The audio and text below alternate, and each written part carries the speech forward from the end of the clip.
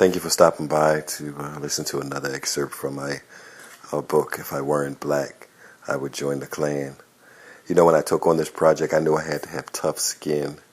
You know, some of the emails I get, pretty harsh, but you have to have tough skin. I remember when Bill Cosby spoke out about promoting awareness for black people. He was really slammed. Anyway, I don't answer a lot of the negative emails. I try to, kill them with kindness. But I will answer this one. For the brother who made a comment about my white wife, I'm sorry, but I've never been in an interracial relationship. And I'm going to put that excerpt up probably sometime this week about interracial relationships. My children are black. I'm black. Matter of fact, I'm so black. If I was to attend night class, you'd mark me absent. Anyway, this is black relationships. I'll probably be scrutinized more than anything concerning this chapter because it's just what it is. Black relationships. Has it ever occurred to you that a large percentage of black society has flocked to a comedian to obtain advice on relationships and marriage? How ironic that someone whose forte is the ability to make people laugh also has the uncanny ability to provide valuable, notice I said valuable, insight into relationships. I guess you'd have to have a sense of humor to try to understand the condition of some of the relationships between the black man and the black woman today. Actually, that brother has some great advice, and I'm sure that he's helped a lot of people with relationship issues, black, white, or other. But let me tap into some uncharted territory of the black relationship by asking you to first engage in a sort of virtual relationship litmus test. And this is for any relationship. Take a sledgehammer, find a metal pole, maybe a flag pole or stoplight. Strike that pole with the sledgehammer, giving it everything you have. Now try to hold on to that pole as tight as you can. One of two things is going to happen. Either you're going to stabilize that pole or you're going to shake with it and become unstable. In other words, when you attach yourself to something shaky, either you're going to stop it from shaking or you're going to shake with it, period. And this happens too often in relationships. It doesn't take a woman to think like a man or a man to think like a woman to nurture a healthy relationship these days. It takes brutal, upfront honesty and the ability to conduct an honest self-assessment to determine if you're ready for a relationship. In a perfect world, men and women will wait until the right person comes along. Unfortunately, this is not a perfect world. And often the people we choose to let into our lives are as imperfect as the world in which we live.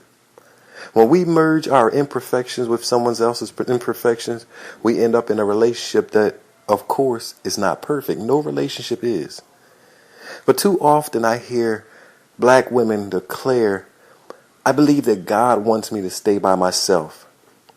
To them I say, please don't put words in God's mouth. I don't know what Adam was doing when God said it is not good for him to be alone, but I'm willing to bet that he would have said the same thing to Eve.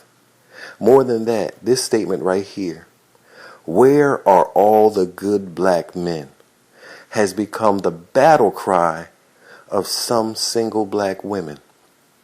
I tell you where he's not at. He's not on your sofa wearing a wife beater, drinking beer, smoking blunts, and playing video games while you're working. He's not driving your car around all day, not looking for employment. He's not fathering children all over the place, and he doesn't have his hand around your throat waiting for you to exhale, and he's certainly not incarcerated for doing what he had to do. A good black man can be found in places that a lot of black women aren't willing to look. He can be found in a park as a single father, enjoying time with his kids. He can be found working at a car wash, about to get off of that job to go to the next job as a night security guard, or even maybe living with his mom, working a menial job while finishing off his degree.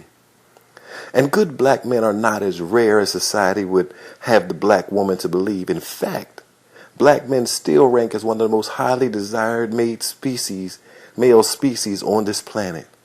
But you wouldn't notice if you're a black woman If you're a black woman wearing dingy pajamas, a wife beater, bunny rabbit slippers, and a shower cap, walking through Pathmark, Publix, Piggly Wiggly, Acme, or Walmart on a Saturday afternoon, spending the last few dollars left on your EBT card, because you don't garner that type of attention. Also, if you're expecting the man to bring everything to the table and you don't even own a fork, you might want to get your things in order first. Waiting for that right someone is not always an option in the inner city black community. What lends credence to that is the measurement of a person in the inner city differs somewhat from the measurement of a person outside of that environment.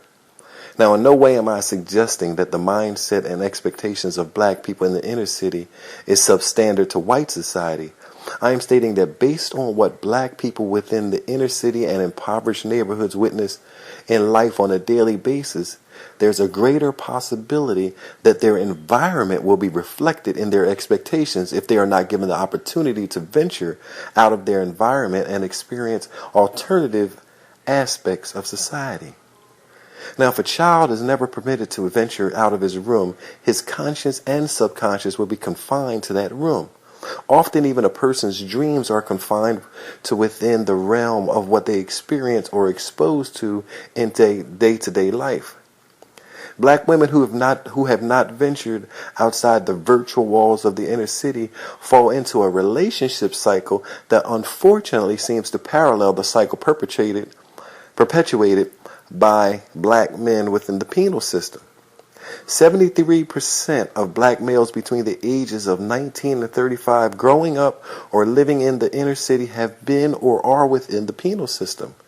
They establish relationships with women and father children during their time outside of their incarceration period and attempt to maintain that relationship while physically within the incarceration period. If you were to look at this from a woman's perspective, you would see that her relationship mimics the cycle of incarceration experienced by the man she's involved with.